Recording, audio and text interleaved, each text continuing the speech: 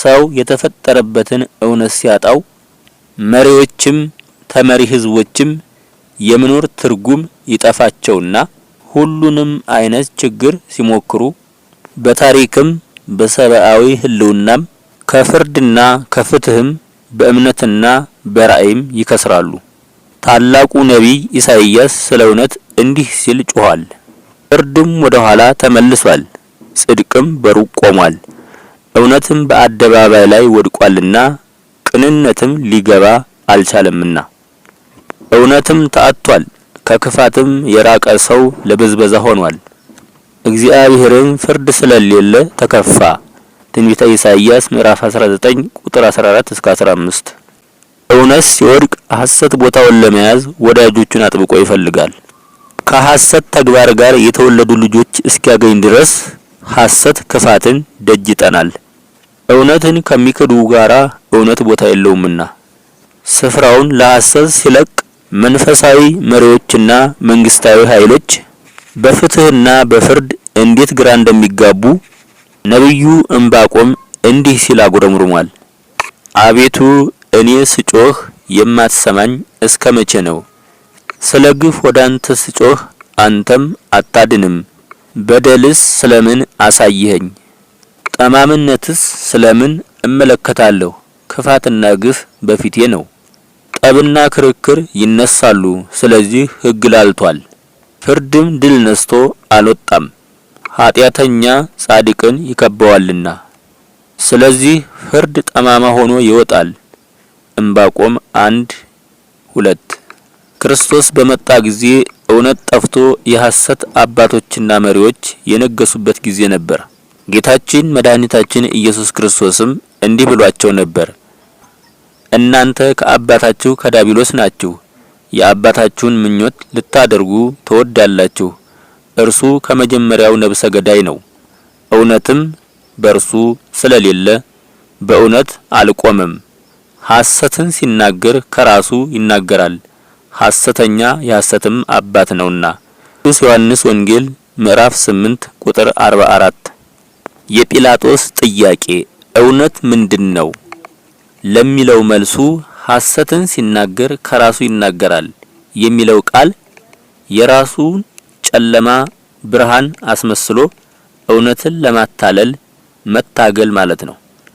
የእውነት መሰረታዊ ህልውና በውስጣዊ ቁመና ቦታ ላይ ሲገኝ እውነተኛ የስብዕና ተፈጥሮ እንዲገኝ የሚያዝ ኃይል ከፈጣሪው የሁሉም ነገሮችን የአሸናፊነት ኃይል ከፈጣሪው የሁሉም ነገሮችን የአሸናፊነት ብቃት፣ ክህሎት፣ የአቋም ጥንካሬ፣ ልዕልና እንደሆነ ከማስተዋል ጥበብ ጋራ ይሰጠዋል።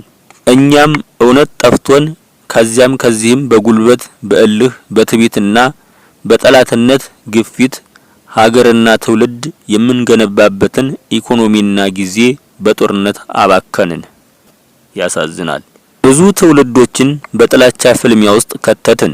ሰዎች ድንበር ለድንበር ተለያይተውና ተነቃቅፈው የግማሽ ሰዓቱን መንገድ ግንኙነት 3000 ኪሎ ሜትር ያህል ወደ ሱዳን በመሄድ ለዘመድ ጥየቃም ለሕክምናም ሆነ ለጠበል ጥምዝ መንገድ በመጓዝ ከብዙ ስቃይ በኋላ የፈለጉበት ቦታ እንዲደርሱ ሆነው ነበር። ይህንን የአጭር ሰዓት ጉዞ ሀገር ለሀገር በመሸጋገር በረሃ አቋርጠው በእግርና በመኪና ተንገላተው ተርበው ተጠምተውና ገንዘባቸው ባክኖ መሰቃየታቸውን የሚረዳ ሰው በማጣት የምን መጥፋት ይመስላችኋል? እውነት ቀድሞ የማየት ብቃትን የሚሸልም ነው።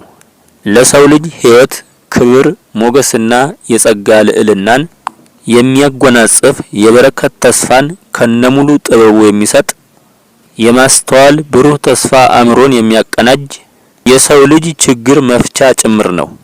ንጉሥ ዳዊት ስለ እውነት ሲናገር ብርሃንና እውነትህን ላክ፣ እነርሱ ይምሩኝ፣ ወደ መቅደስህ ተራራ ወደ ማደሪያህም ይውሰዱኝ በማለት በመዝሙር 43:3 ላይ የእውነትን መሪነትና የእውነትን ኃይል ከአምላክ እንዲሰጠው ተንበርክኮ ለምኗል። ስለዚህ በተስፋው ቃል መሰረት ኢየሱስ ክርስቶስ የሕይወት እውነት ሆኖ ቃል ሥጋ በመሆን የሐሰትን ቃል ያደረበትን ሥጋ የእውነት ቃል ተዋህዶ ለነፍስና ለሥጋ ባህሪያችን መለኮቱን በማካፈል አከበረን። ቃል ሥጋ ሆነ፣ ጸጋና እውነትን ተመልቶ በእኛ አደረ። አንድ ልጅም ከአባቱ ዘንድ እንዳለው ክብር የሆነ ክብሩን አየን። የቅዱስ ዮሐንስ ወንጌል ምዕራፍ 1 ቁጥር 14። ጸጋና እውነት ግን በኢየሱስ ክርስቶስ ሆነልን በማለት እውነት ከጸጋ ጋር የተሰጠን የልዑል ልጆች ነበርን። ይሁን እንጂ ብዙውን ጊዜ ከእውነት የሰው ልጅ ሲጣላ መነሻውንም መድረሻውንም ለማወቅ እጅግ ይቸገራል። ስለዚህ በሕይወቱ ዘመን ሁሉ እውነት ሲለየው፣ እውነትን ራሱ ሲጠፋውና ሲረሳው ጥያቄው እንዲህ ነው፣ እውነት ምንድነው? ንጉሥ ዳዊት ስለ እውነት ሲናገር ብርሃንና እውነትህን ላክ፣ እነርሱ ይምሩኝ፣ ወደ መቅደስህ ተራራ ወደ ማደሪያህም ይውሰዱኝ በማለት በመዝሙር 43:3 ላይ የእውነትን መሪነትና የእውነትን ኃይል ከአምላክ እንዲሰጠው ተንበርክኮ ለምኗል። ስለዚህ በተስፋው ቃል መሰረት ኢየሱስ ክርስቶስ የሕይወት እውነት ሆኖ ቃል ሥጋ በመሆን የሐሰትን ቃል ያደረበትን ሥጋ የእውነት ቃል ተዋህዶ ለነፍስና ለሥጋ ባህሪያችን መለኮቱን በማካፈል አከበረን። ቃል ሥጋ ሆነ፣ ጸጋና እውነትን ተመልቶ በእኛ አደረ። አንድ ልጅም ከአባቱ ዘንድ እንዳለው ክብር የሆነ ክብሩን አየን። የቅዱስ ዮሐንስ ወንጌል ምዕራፍ 1 ቁጥር 14። ጸጋና እውነት ግን በኢየሱስ ክርስቶስ ሆነልን በማለት እውነት ከጸጋ ጋር የተሰጠን የልዑል ልጆች ነበርን። ይሁን እንጂ ብዙውን ጊዜ ከእውነት የሰው ልጅ ሲጣላ መነሻውንም መድረሻውንም ለማወቅ እጅግ ይቸገራል። ስለዚህ በሕይወቱ ዘመን ሁሉ እውነት ሲለየው፣ እውነትን ራሱ ሲጠፋውና ሲረሳው ጥያቄው እንዲህ ነው፣ እውነት ምንድነው? እውነት ጠፍቷችሁ ለምትፈልጉ ሁሉ መልሱ መጽሐፍ ቅዱስ እንዲመልስ ከፈቀዳችሁለት፣ እናንተም እውነትን ለሕይወት ከፈለጋችሁ ኢየሱስም እኔ መንገድና እውነት ሕይወትም ነኝ፣ በእኔ በቀር ወደ አብ የሚመጣ የለም ይላል። የቅዱስ ዮሐንስ ወንጌል ምዕራፍ 14 ቁጥር 6 ላይ። ዛሬም ከብዙ ዘመን ህልፈት በኋላ ትውልዳችን እውነት ጠፍቶትና እውነት አጥቶ ጥያቄው እውነት ምንድነው የሚል ይሆናል።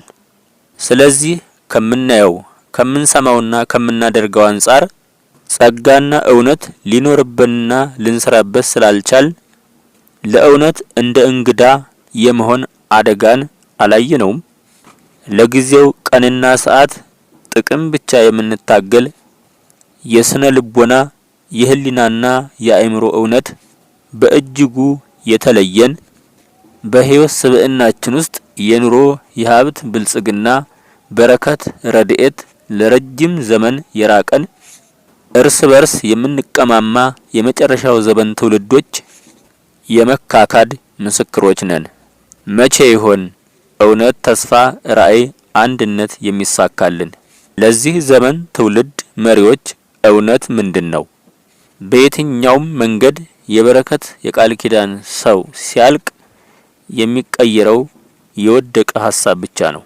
ስለዚህ የውድቀት ተግባር የሚታይበት የችግር ፍጡር ባህል እምነት የችግር ፍጡር ባህልና እምነቱን ወጉንና ስርዓቱን የተወ ማንነቱ የጠፋው ጸጋና ሞገስ የተለየው ክብርና መለኮታዊ ኃይል የራቀው እርስ በርስ የሚባላና ቅንዓት ምቀኝነት የተጠናወተው ትውልድ በመሆኑ እኔም የነብዩን ጩኸት ተጋርቼ የመጽሐፌ ርዕስ ይህ ሐሳብ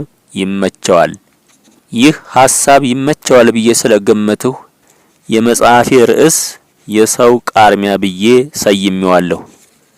በሚገባና በሚጥም መልኩ ከሽነው አባታችን መጽሐፉን አቅርበውልናል። እኛ እንመገባለን። እውነት ምንድነው ከማለት ለመዳን እውነትን መርምሮ ማወቅ ይገባል። መልካም ሳምንት ቸርን ሰንብት።